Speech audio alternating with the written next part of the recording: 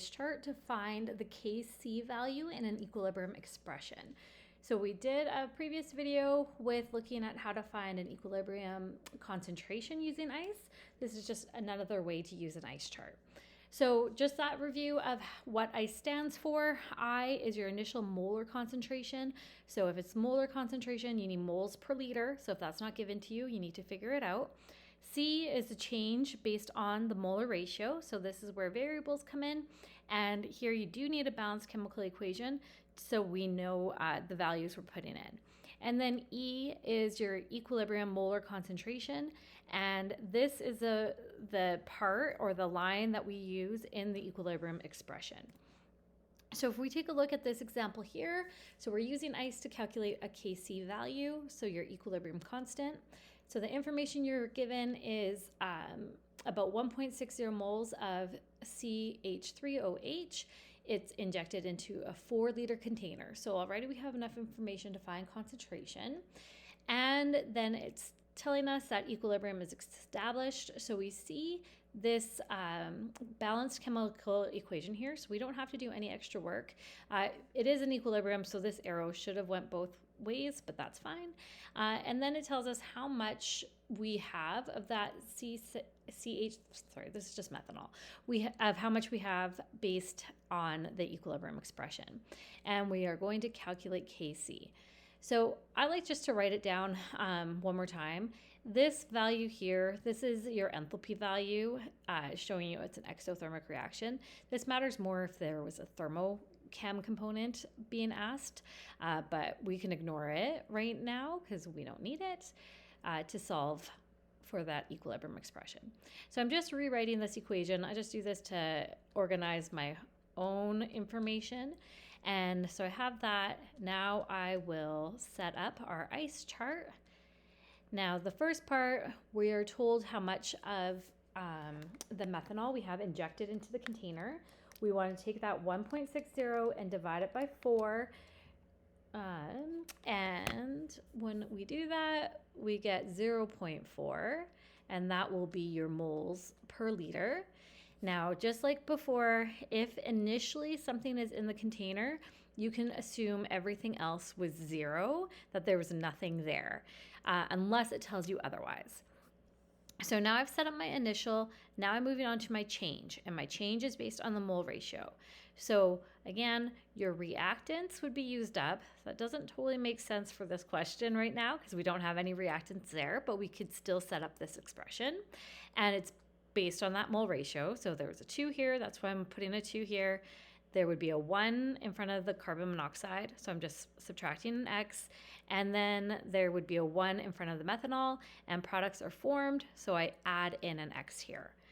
Now, before I worry about what's left over at equilibrium, I'm just going to add my I and C together for each column. So at equilibrium, I have negative 2X of your hydrogen gas, negative X from carbon monoxide, and 0.4 plus X of your methanol. So this is the line that, again, we will worry about because that's what we're going to use for that Kc expression. But we also have this extra bit of information about how much was left over at equilibrium. So if it's at equilibrium, we are referring to the E of the ice chart. Now, because we have to be dealing with moles per liter, you're going to take that 0.8 and divide it by 4. So you would get 0.2 moles per liter. So that means that at equilibrium, this section here will equal 0.2 moles per liter. And hopefully we can recognize now we can find X. So let's just get X alone, subtract that 0.4 from both sides. So I'm just doing 0.2 minus 0.4, and I'm seeing that my X equals negative 0.2. Now that I know that, I can use that X value and plug it in to the other X values for hydrogen and carbon monoxide. So I would have negative 2 times negative 0.2, and I'd also have negative 1 times negative 0.2.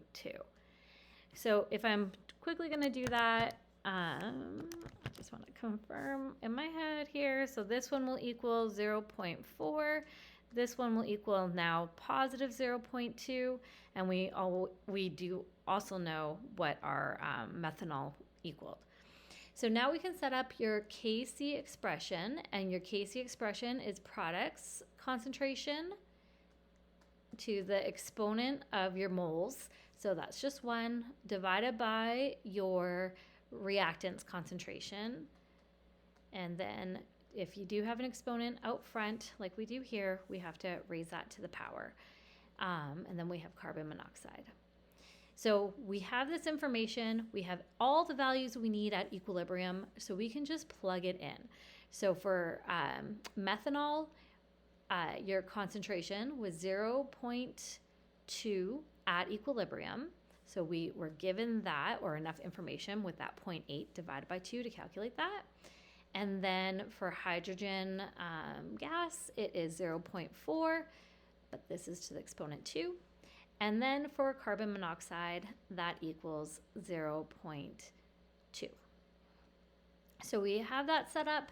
Now we just need to plug that into our calculator. So if you're going to do this in all one step, just be careful with brackets when you're plugging in that denominator. And sorry, here, so I have that, and I want to multiply it. And I will find out once I plug it in that my K.C. value is 6.25. And that reminder, K.C. has no units, so that's all you need there. So I hope you find that helpful. If you would like me to do any other type of video or any problem, please leave a comment. And good luck on this section. Bye.